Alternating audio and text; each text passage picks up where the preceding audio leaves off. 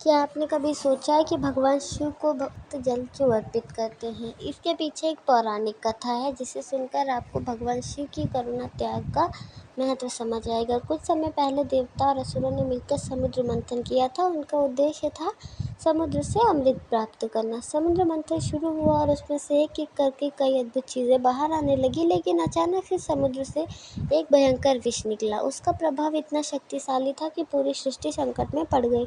देवता और असुर घबरा गए। सभी मिलकर भगवान शिव के चरणों में पहुंचे और उनसे प्रार्थना करने लगे। भगवान शिव ने संसार की रक्षा के लिए उस विष को कंठ में धारण कर लिया। विष के प्रभाव से भगवान शिव का कंठ नीला पड़ गया, तभी सभी नीलकंठ कहलाए। कथा के अनुसार भगवान शिव की गर्मी से राहत देने के लिए देवताओं और भक्तों ने मिलकर उन पर जल अर्पित किया। इसी भाव से सावन के महीने में भगवान शिव पर जल चढ़ाने की परंपरा शुरू हुई।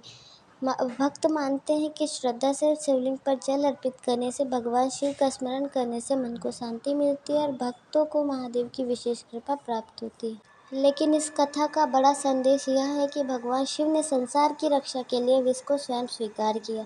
इसलिए महादेव को करुणा, त्याग और भक्ति का प्रतीक माना जाता है। तो जब भी सावन पर शिवलिंग पर जल चढ़ाएं, केवल जल ही नहीं, अपने मन की सच्ची श्रद्धा को भी अर्पित करें। हर हर महादेव। अगर आपको कहानी पसंद आई हो तो चैनल को सब्सक्राइब करके लिख दीजिए ओम नमः शिवाय।